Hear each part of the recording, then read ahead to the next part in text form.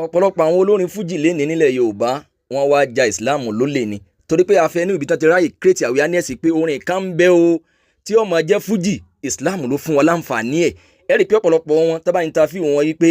bóò lẹ ti pilẹ̀ ibo lórin yìí gbà wọlé wọn ní àwọn jíwèrè ni o ìtumọ̀ ẹ̀ ni wípé bí ó bá sí sáàrì jíjẹ tí ó bá sí Ramadan orin yẹn ò ní wáyé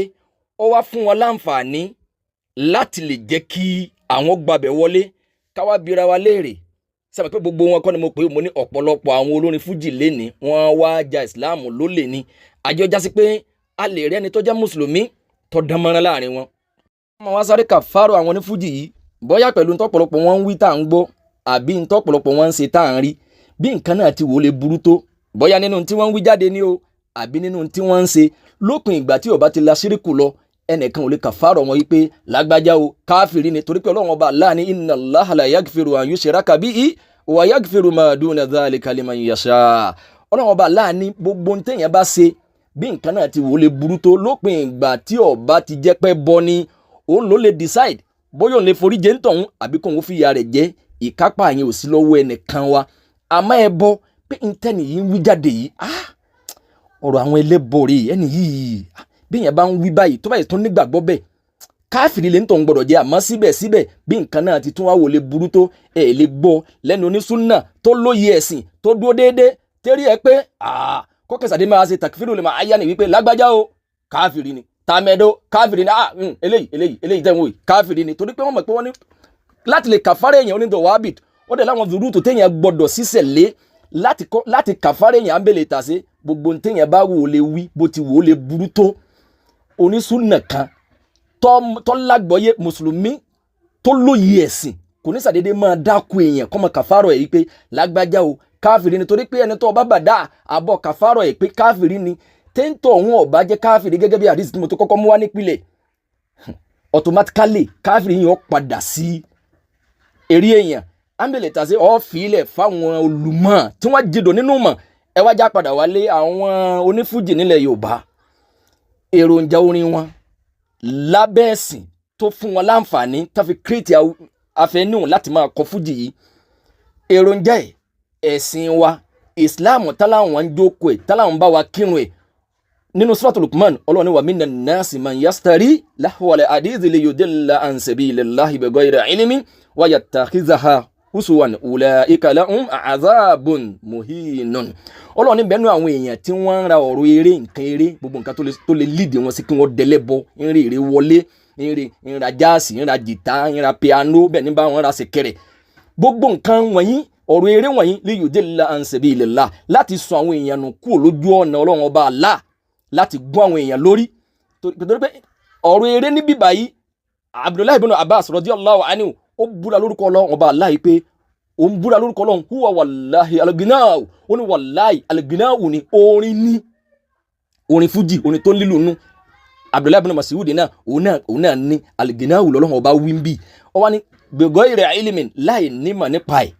wa yattakhidhaha husuwan láti sọ ẹ̀sìn kan sọ di awé wà lójú àwọn èèyàn ká sọ ẹ̀sìn di àtà èèyàn lè máa jó lọ́wọ́ kí wọ́n máa kọrin pẹ̀lú èròjà wọn wọ̀nyí ǹjẹ́ tán bá pèrún àṣùbà ǹjẹ́ ẹ mọ̀ ǹjẹ́ lọ́kì Ọlọ́run wá ní gbogbo àwọn tí wọ́n rí èròjà yìí tán fi ń sọ àwọn èèyàn nù yìí ulaika lahum azabun muhinun Ọlọ́run ní ẹni ìyà ni wọ́n ìyà ń dúró dè wọ́n ìyà tí ó sọ wọ́n dẹni yẹpẹrẹ ìyà ayé wọn Ọlọ́run ní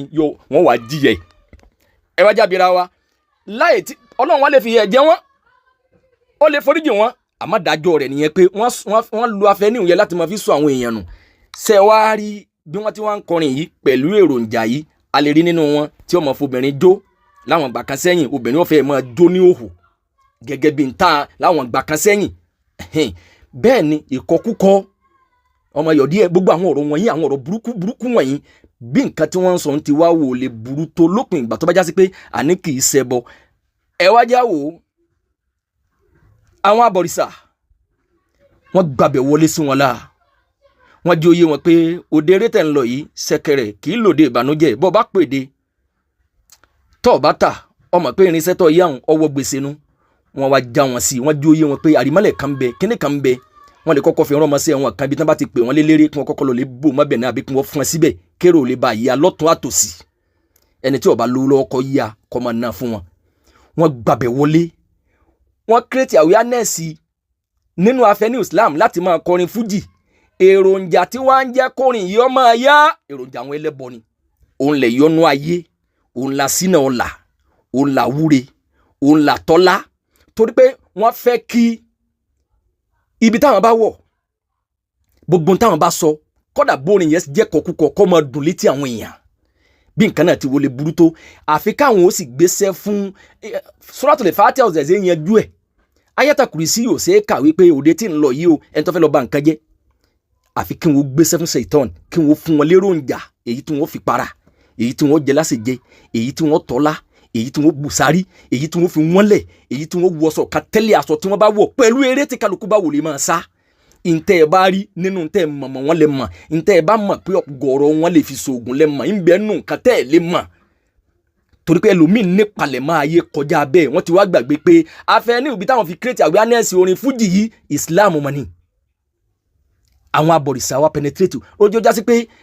èròjà abọ̀rìṣà ni wọ́n ń lò láti máa fi pèròjọ́. Ó wá di wípé tábọ̀rìṣà náà bá wá pè wọ́n sí òde ògún àjọbọ, wọn ò rí mọ́ pé kò lọ pẹ̀lú ẹ̀sìn àwọn, àfi kí wọ́n lọ kí wọ́n, torí pé amúlùdùn ni wọ́n ń pera wọn, wọn ò sì mọ̀ wípé amúlùdùn kan Ọlọ́run ò fẹ́ nìkan ní wúzìrì wípé ńgbà tẹ́yìn jẹ́ akọrin yìí ayọ̀ǹdẹ́ yín, ẹ̀yẹ́ mọ́ kírun, ẹ̀yẹ́ mọ́ sí ń ta, ẹ̀yìn ò sínú àwọn àjẹgbẹ̀rọ̀ mọ́ kírun, ẹ̀yìn kí wọ́n nù, ẹ̀yìn ti kọjá yín. Ọjọ́ òfòyà Ọlọ́run ní ulaika lahum adhabun muhinun. Gbogbo èròjà tẹ́ kójọ yìí, ẹ wo ọ̀gọ̀rọ̀ àwọn èèyàn tó bá jó lórin, èyí tó bá jẹ́ gbajúgbajà láàrin wọn, ó fẹ́ mọ́ sí sí àfi èyí tí bá kàn bẹ̀rù pé kó wọn mọ́ karùn-ún ló kù. Àmọ́ pé obìnrin tó bá wù wọ́n ni wọ́n lè máa lásán pé mi testify pé nìkan ló bí o,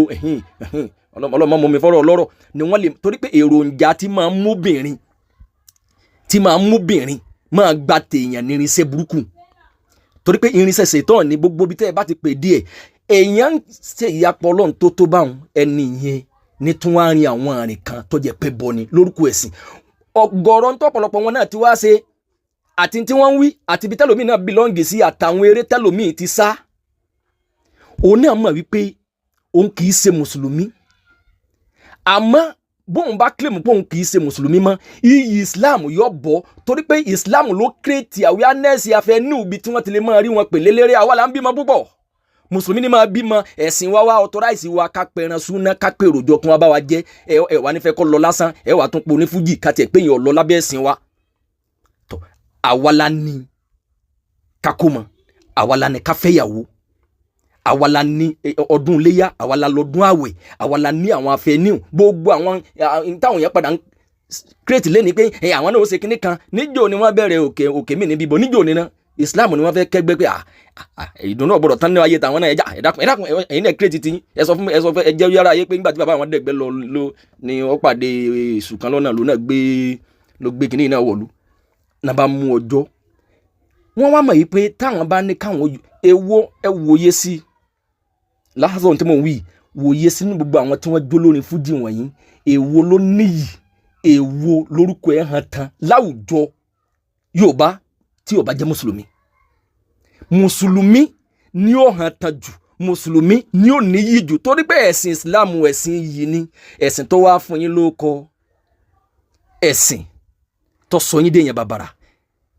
Ibi tó pọ̀lọpọ̀ ń bẹnu àwọn eré kan tó o bá ti sá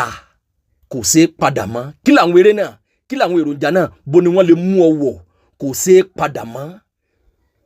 Ló fi jẹ́ ó já sí pé kọ́ ọ tó sá, kí ni kìlọ̀ tá a gbọ́dọ̀ ṣe fún ọ.